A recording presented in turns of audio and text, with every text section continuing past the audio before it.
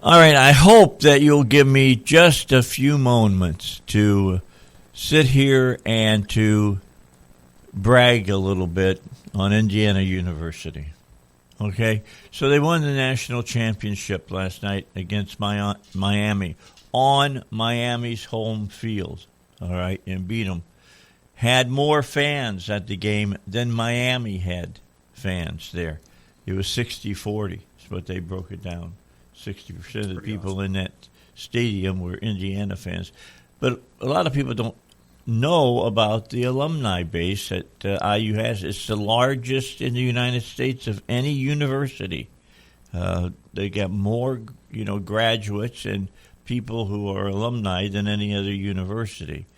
Here's something else a lot of people didn't know. I was talking to Linda about it. The last national championship Indiana won in basketball was 50 years ago this last Saturday. That team is the only team that has ever gone undefeated during the season and then undefeated during the NCAA tournament. Now they're the only football team that has gone undefeated and won the national championship in football. That's pretty incredible, especially when you think about how sucky Indiana's been in football all these years. And I do mean they've been sucky. I've lived with this all my life. I was watching the coverage last night, and I don't have the specifics. I can give you generalities, but they said that Indiana had lost over 700 and something games in history, 106-year history of the university. They've only won a little over 500 games, so they've lost 200 and something games more than their winning streak. So, congratulations! I've been an IU fan forever. I grew up in Indiana, and in Indiana, you're either an IU fan, a Purdue fan, or a Notre Dame fan.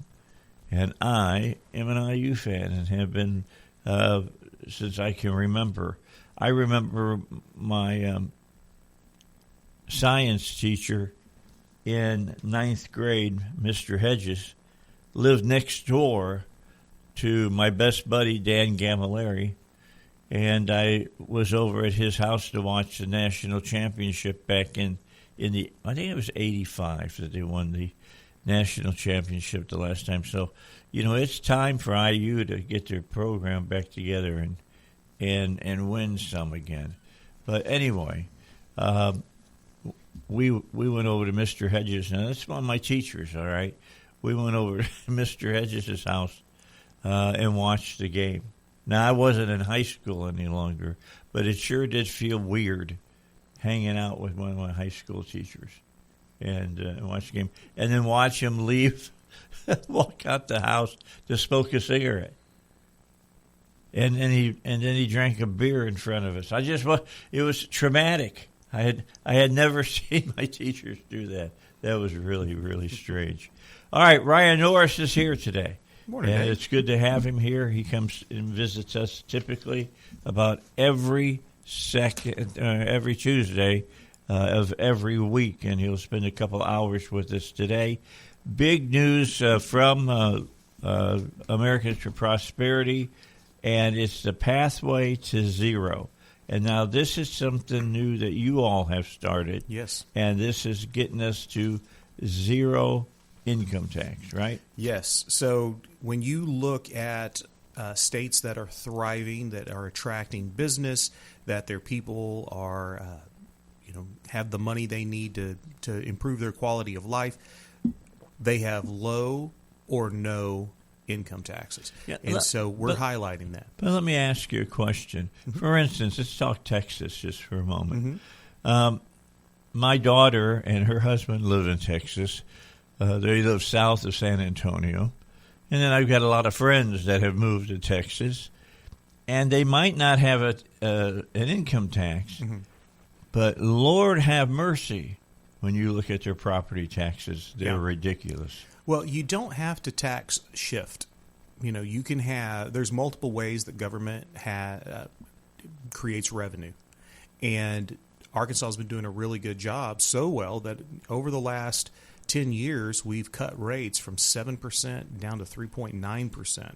And we've had corresponding, and this is documented, corresponding surpluses each and every time. Okay. And so you don't have to have onerous taxes on property or on on your state income taxes. You can create an environment to where it's fair. Everybody's paying a little, but nobody's paying all of it. And that's what we're focused in on with this Pathway to Zero, is a managed, responsible approach to zeroing out the state's income tax over time. Not overnight, but over time. But something that drives me nuts is when you hear the other side talk about reducing taxes, although you don't hear them say it very often. Mm-hmm. But even some Republicans will. I mean, I remember when we tried to get rid of the food tax. Yeah. And well, if you're going to get rid of that, we got to raise taxes somewhere else. No, you don't necessarily have to do that. What you can do is offset that through economic growth, and by economic growth, I'm all about that. That's that type of an argument against lowering your state income tax and zeroing out the income tax is really based in a fixed pie mentality. They think that there's only so much value that can be generated in Arkansas, but that's not true. We're about to see a boom in lithium here in Arkansas. Right. It's even it's in the paper again today. A Texas company that's wanting to get the rights to negotiate for royalties with landowners so that they can start extracting and refining lithium. So and that's just one area. Arkansas is attracting business into our state. There are, if you like them or not, is a valid debate. But you have the data center situation. You have industries that are coming and choosing Arkansas to place their industry. But for example, Arkansas does have a 6.5% sales tax for the state sales tax. If you just said, okay, $3.5 billion, that's how much is collected in individual income tax, you would need about $54 billion of economic stimulus to get back what you needed in about 3.5. And by stimulus, I just mean that you would generate that much economic growth, expenditure, new money coming in to be spent here in Arkansas. And so it's doable. There are plenty in the legislature who are looking at this and saying, hey, we want to get on board. I would definitely shout out to Representative Les Eves, who is seriously looking at this, really crunching the numbers, talking to his colleagues, getting the best information to make a good decision. This isn't an so it's ideological, but it's not dogmatic. And it's something that we've, as conservatives, we've wanted for a long, long time. Right. And we want everybody to join up because we want everybody to benefit. Yes. So imagine, when you go to pay your taxes and you see how much tax the state of Arkansas is collecting from you in the individual income tax, that amount of money being in your pocket. What could your family do with that additional money? Think about that. That's what we're trying to push for here, is that to improve quality of life. And right now, when voters are really concerned about affordability, government can do nothing better than give the people back the excess money that they've collected. Yeah, because if you have excess money after you've collected all of your income taxes, if there's more money left over than what is necessary, then you've overtaxed the citizens. Yeah. Now, there's going to be those who always think that, okay, there's always something government can spend that money on. And we did a candidate forum last night in Marianna, Arkansas, in middle of the row crop fields out there at the Civic Center. It was very well attended. Great conversation. We had Democrats, we had Republicans show up. It was a very good conversation, and people telling us what the priorities are. There are those who don't think that government is investing and spending enough money in certain areas. Now, That's one debate. The other side of the debate is that government doesn't take the resources that it has, properly apply them in an efficient and effective way, and therefore what appears to be lack is nothing more than just, again, government bureaucracy doing what it does of appropriating money but not being held accountable to outcomes that we want. We've spent, for poverty alleviation in the United States, trillions of dollars trying to alleviate poverty in our country, but yet we still have the poor. And that means that you need to do something different. And one of the things that you can do that's, again, the best, I think, is government give people back their money. Some will say, well, what about people who don't pay any income taxes in, Ryan, because they don't make enough money to pay the income tax in?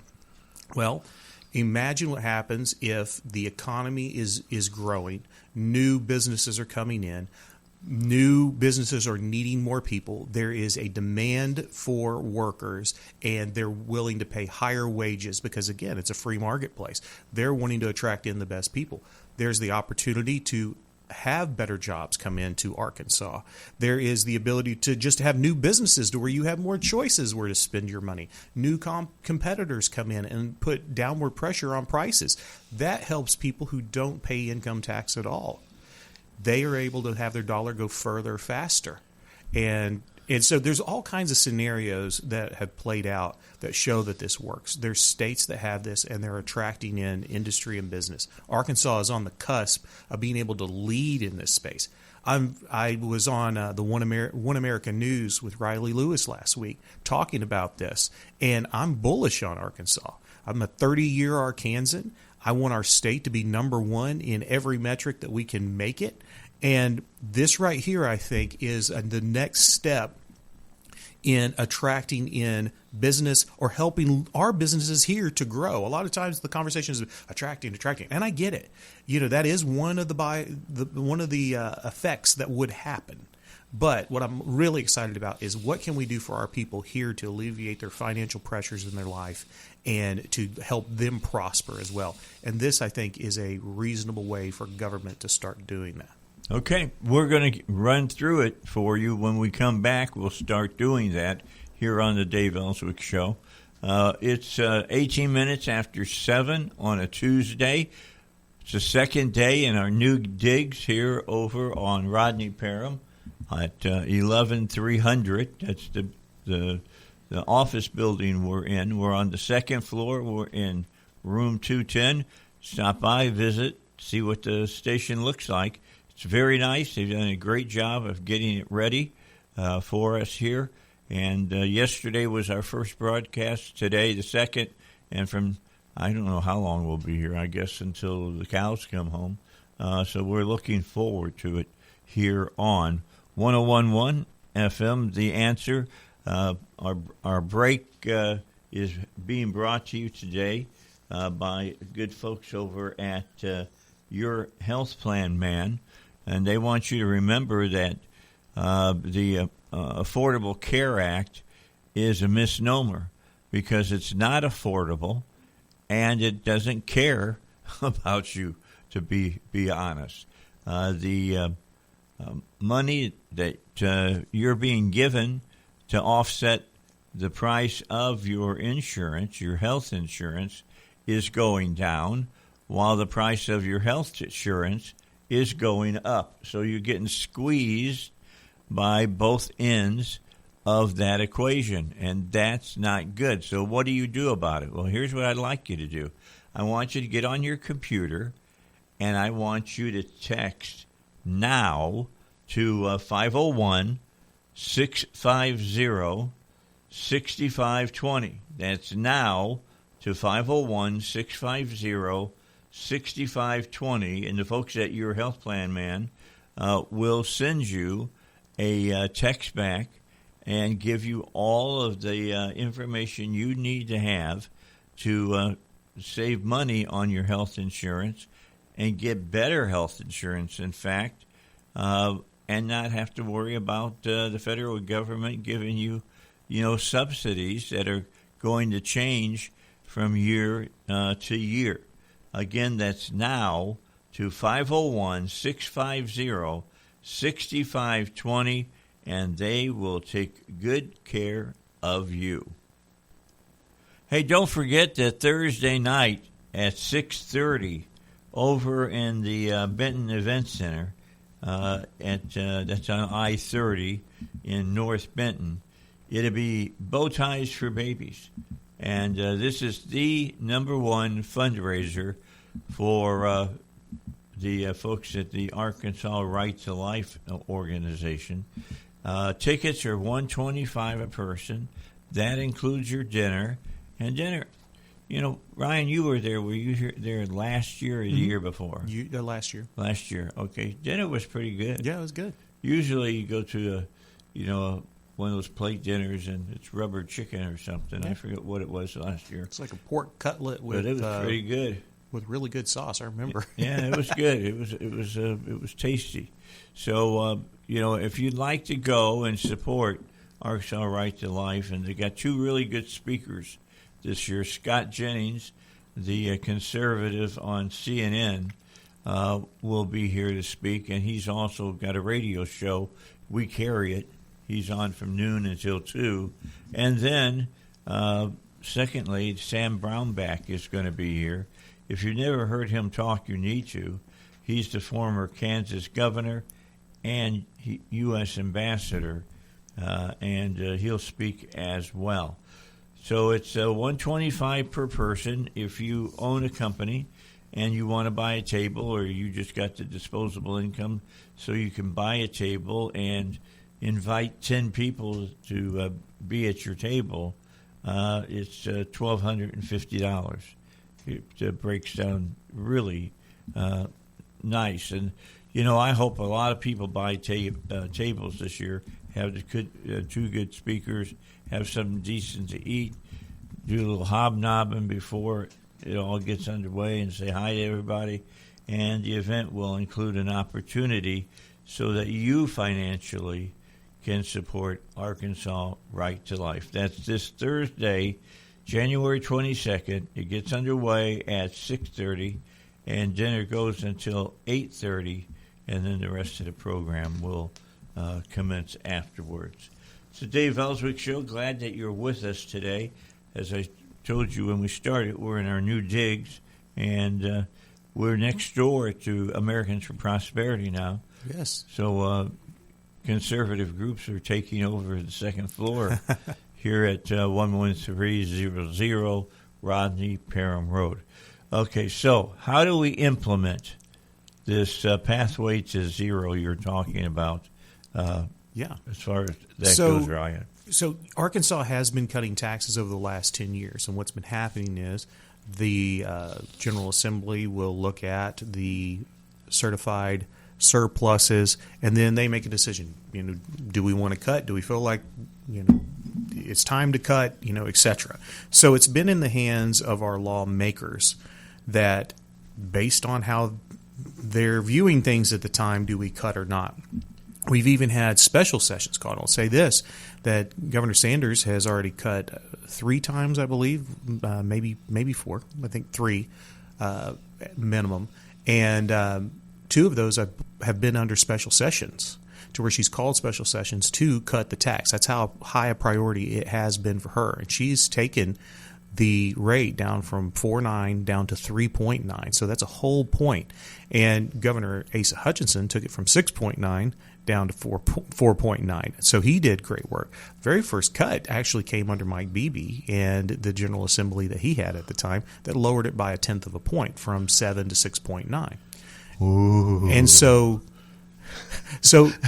but the point is, it's a bipartisan approach. It's understandable that if you want prosperity, you got to lower that rate. And even Governor Mike Beebe understood that at the time, and they started the ball rolling. But it's predominantly been, the majority of it has been under Governor Asa Hutchinson and Governor Sanders.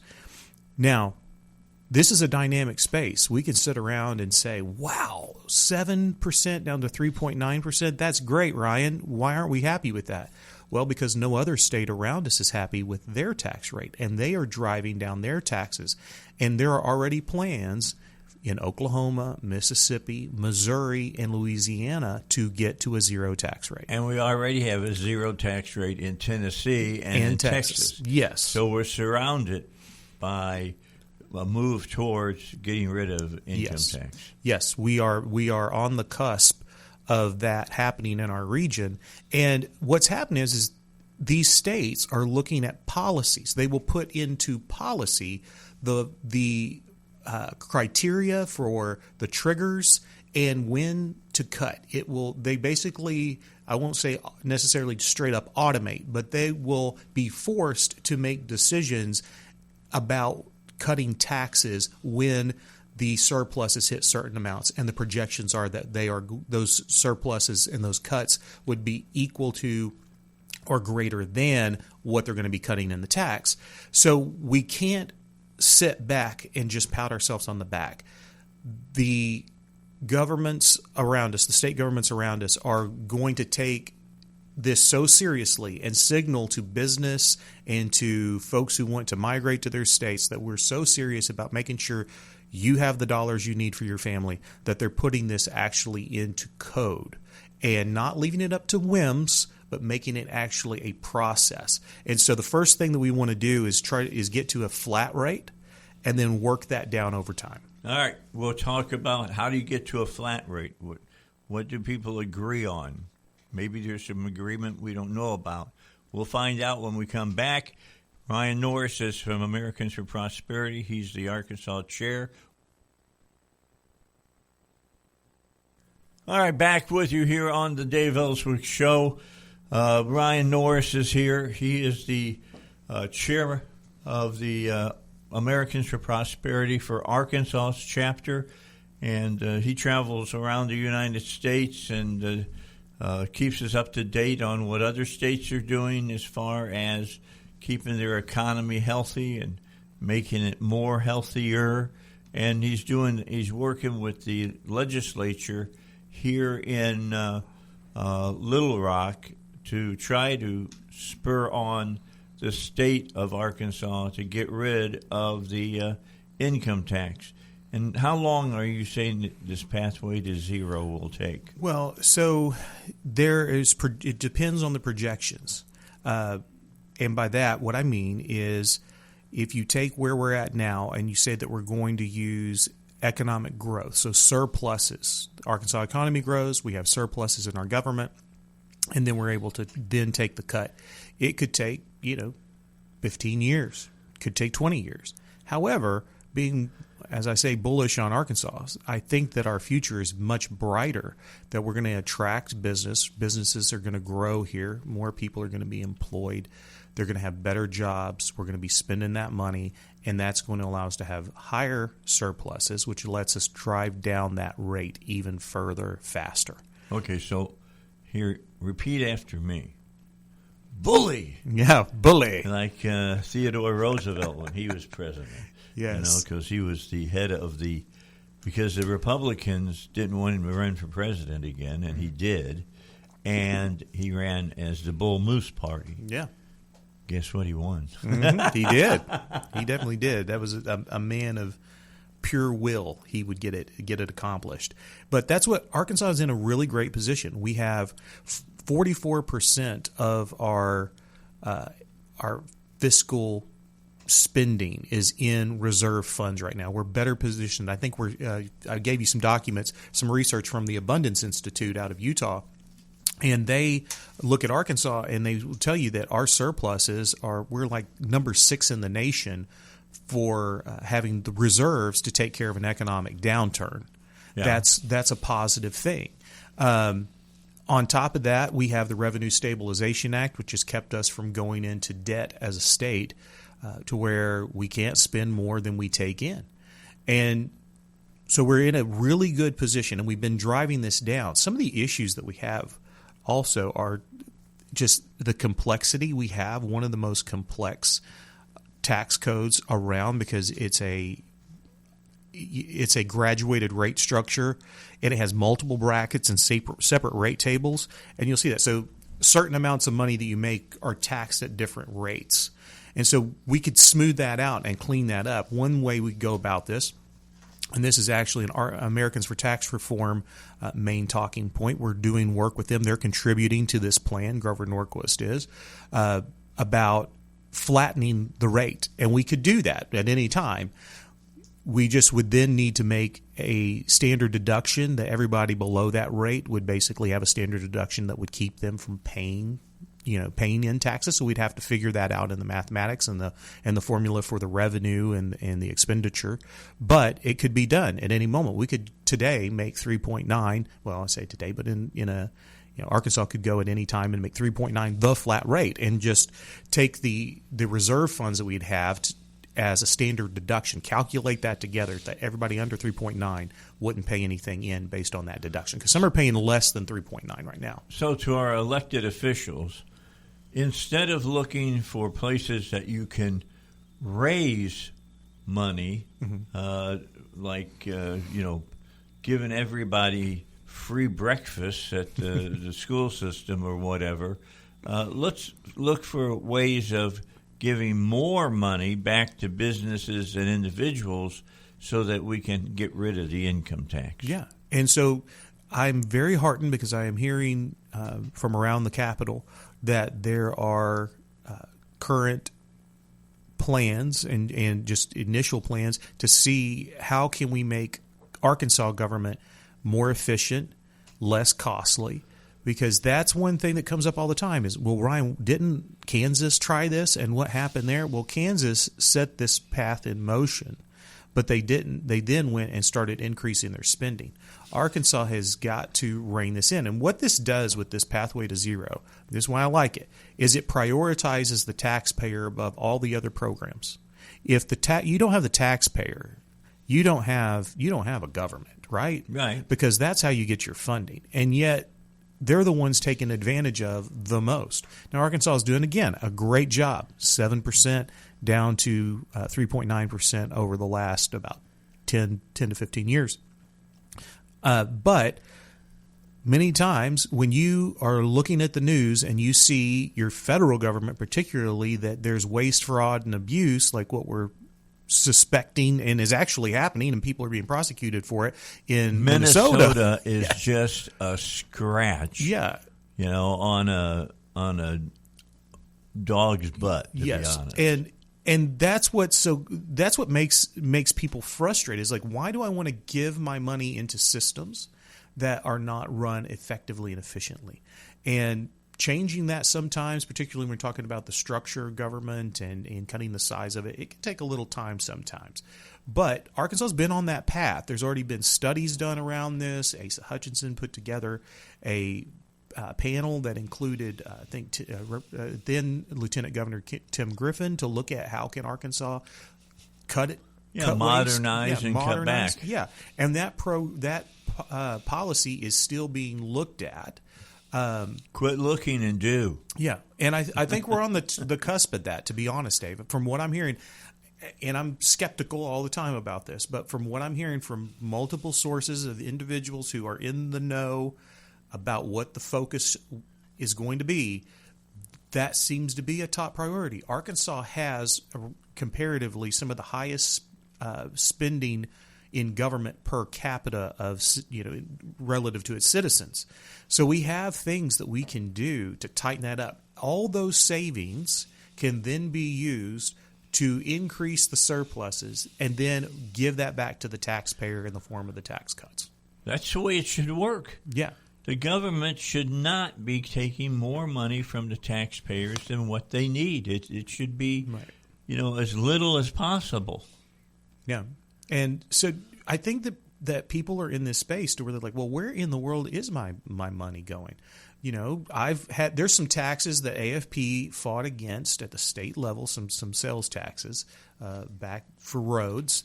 And last night I'm driving on roads on Highway 40 or I-40 heading to Mariana, and we hit this one patch, and I mean, it's just all beat up, and it looks like I went back in time to like the 1980s. It's like all of a sudden I just went through a veil, and I'm in the 1980s, because that's appears or to be 2000 when Huckabee was governor, and he took a little extra money and paved all the roads, basically. Oh, yeah, the county roads. Yeah, all the county roads get paved. Yeah, but this was crazy. I mean, it literally felt like I had went back in time because the color of the asphalt changed, all of it. Oh, was it that light brown? Yeah, heading off towards Memphis. And I'm sitting around going, well, they raise the money. They say they're going to improve all this. And there are things. You see orange barrels all over the place. But, man, this main stretch right here could probably have used some work. So, all that said, the American people, I think, are paying particular attention to how their tax dollars are being spent and also potentially wasted. And Arkansas has, I'm hearing that there are major focus on tightening all that up so that our dollars are going to the core responsibilities of government and trying to eke out as much excess savings as possible so that it can be given back to the people. All right. Now, you said at the beginning of this half hour when we were talking that somewhere along the line we need to move to a flat tax. And then when we hit that, then we should be able to go below that. Yeah. The flat tax reform that you're talking about is 3%. Well, the information you're looking at, that is just a scenario that you can look at, and you can say, hey, well, what would it look like if Arkansas was at like a 3% tax rate? And if you were able to do that, I mean, there would definitely be savings. Right now it's 3.9, and then if you take it down to 3, that is, that's a lot. That's a lot. That's a lot of extra money that you're going to be able to put into your family's pockets there. But it could be any amount. It could be wherever Arkansas thinks is the best place to go. The reason you want to get to a flat is because once you have a flat and that rate is locked in, it's very difficult to raise it, and that's what you want to put into place. There's folks have said, well, Ryan, they've been cutting taxes. Why don't we just let it go like it is? I've had lawmakers look at me like, we've been cutting taxes for 10 years. We don't need to do this. Well, I quote James Madison, who said, if men were angels, no government would be necessary. And if angels were to govern men, neither external nor internal controls on government would be necessary.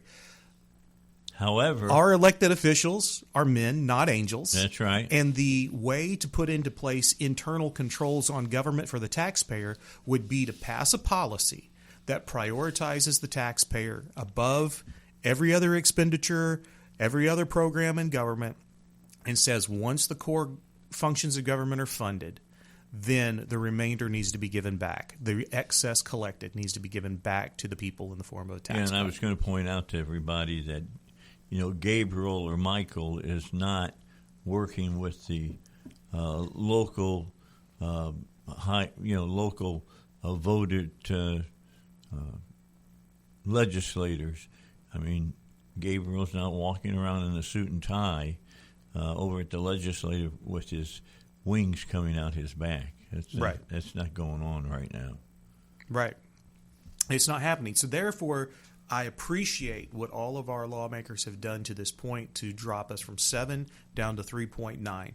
But the people deserve government controls prioritizing the taxpayer that will take it out of the hands of men and put it into the hands of the policy that is agreed upon, that Arkansas, it would also add flexibility into it.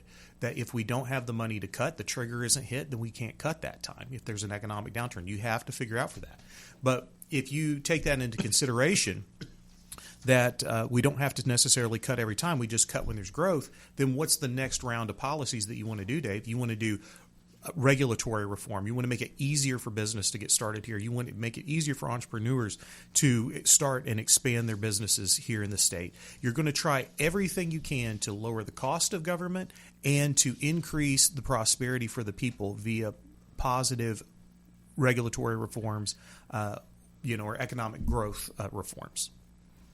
That's kind of that's the simplicity of it. Let people thrive. Get the knee off the neck of the taxpayer and let them use that money how they would need to. Okay, so for the average taxpayer, excuse me, you'd like to get it down to 3% and work it down to zero. What about for businesses? Yeah, so there's a corporate income tax rate as well, and that is something that we would also want to talk about, and that can range from 1 to 4.3%. Currently locked in at the top rate is 4.3. That's another area that we can look at, because when business is paying taxes, here's the dirty little secret, Dave. Business doesn't pay taxes. No, they pass it on to us. Customers pay taxes. Yeah, There's right. no magic cash registers to where money just automatically appears in the tills at the end of every working day. They don't have a money tree like you don't have a money tree. Yes, and so when you say you want to increase corporate taxes, that you want to tax corporations, you're taxing people who are using those goods and services. All right, let's take a break, and then we'll come back and we'll talk about the corporate side when we return on the Dave Elswick Show, 101.1 FM, The Answer. All right, back with you. When you look at Arkansas flat tax, you've got a chart right here.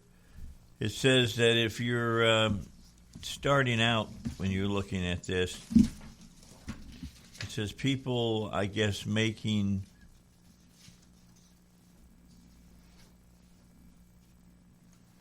I'm looking at this one here, just so you know. Arkansas flat tax reform. Okay. Yeah. Oh, and that's the standard deductions. Okay, so Yeah. explain the dark blue. What does that mean? Yeah, so if you were, for example, to go to a flat tax rate, and again, I think this is based off the concept of a 3%, you would have to have a standard deduction of about $2,340 for those that are under 3%. Okay. So that they don't pay any income tax in. Okay. And so their taxes don't go up. So there is a way of setting a flat tax to where everyone who's below that number would not be paying in anything. You just have to bonus up the standard deduction on that to make that happen that way. So it's doable, but you have to calculate that into the math. And we're working with lawmakers who are taking this seriously, going, well, where could we go? So 3% is what's represented in this research here, Dave, but it could be 3.5 that we make the flat, make it flat. Right. If we make it, the more or the higher that we make the flat tax, the more we're going to have to make that standard deduction, because more people will be, there's more people under 3.5 that are not paying taxes than there are at 3 not paying taxes. And so you have to figure out how to, you have to calculate. You're going to have to tweak it out. Yeah, but that's why I make this point that we're idealistic about getting to zero, but we're not dogmatic. We're not saying take everything that we've got right now and cut taxes to zero tomorrow. No, that's not where we're going. We want Arkansas to be successful. We want our government to function for the people, and we want a responsible approach to this. It's not haphazard. It's not chaotic. In fact, on our documents, we talk about no unfunded promises, no budget chaos, no cuts without growth. We're not asking for to burn it all down. We are wanting the best for all the people of Arkansas, and this Pathway to Zero approach, which you can go to thepathwaytozero.com is the website, and you can learn more, read through all of this. Support for this includes Americans for Tax Reform, Grover Norquist, the National Taxpayers Union, Joey Bishop Hinchman and his great team over there. You also have American Legislative Exchange Council, Jonathan Williams, and I don't want to give away the punchline, but there's some really good news about Arkansas, some new information coming out from ALEC about Arkansas and the states tomorrow. But I got a connection yesterday that said a message from Jonathan Williams saying, hey, good news coming about Arkansas tomorrow. I'm not going to steal his thunder, but I'm excited to talk about it the following week. But Arkansas is moving up. We in their rich state, poor state last year, we were in a top 10, and tax reform was a driver for that. Was Mississippi before us or behind us? Behind us. Okay. Yeah. So we don't even have to say thank God for Mississippi. We're in a top 10 in a place to do business and to live, according to the modeling or the report from American Legislative Exchange Council. And we're moving up. The major driver for that was the tax reforms that had happened up until that date. If we want to stay in the top 10 and move forward, we're going to have to continue to work on that, because that is a number one way for business to say, wow, not only does Arkansas have a track record of having cut these taxes and nothing negative happened. In fact, spending has gone up in certain areas. We've been able to invest more in education, in other areas of government that are core functions of government. But if you're a state that passes a policy package that says we're going to put this into policy, that this is now in the DNA of Arkansas government and fiscal policy, they can plan around that and say, you know what, hey, Arkansas is going to be going to zero over time.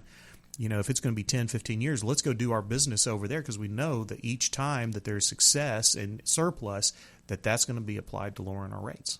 All right, so looking at the summary of the flat tax reform results, if you would go down to 3%, I'm looking here, and you say loss in state revenue, looking at 2025, would have been, about $559 million over the course of a year. Yeah, if you That's were to to the implement state. to the state, so they would collect $559 million less if they went to a 3% flat tax rate immediately. And so, how much are they getting right now? In individual income tax, $3.5 billion. So $3.5 billion. So this isn't even everything that they collect. Wow. There's still $3 billion left. We're still leaving them with a whole lot of extra to use, because that's our biggest problem right now in Arkansas. Is we're looking to cut, but we're also increasing spending year to year to year to year to year here in Arkansas. Yeah, and so this would again put into play where the taxpayer would be prioritized. So if you are upset about spending situations in Arkansas, the way to do that is to get your money to where you're the one spending it and not them. So supporting tax cuts is a way to make that happen. Because I can spend my money better than they can. That's the way I feel about it. I look at what I am trying to achieve for my family, and I could use that excess, that extra money to invest for my family's future, or to save for my retirement, to purchase. My daughter is now 13 years old. In the not so distant future, she's going to need a vehicle. Someone need to purchase one. If I have the cash on hand to do that, that's going to be helpful to her and I. So that way she can have so that she can have the money that she needs to go get a job and do all those things and become a productive member of society. Right. There is this pathway to zero outlines this plan on how we can get there without budget chaos to the state. And you can learn more at thepathwaytozero.com. Okay. And we're going to have conversations and tours about this across the state coming up. Okay. Who do we get joining us in the next hour? So Patrick Fleener will be joining us. He's a senior policy fellow with Americans for Prosperity, and he is the one that looks at this across the nation, and he's going to be able to kind of give some more play-by-play to the color that I throw on Arkansas's current tax policy situation and opportunities. All right, so stay tuned. That's coming up after the news here on 101.1 FM, The Answer.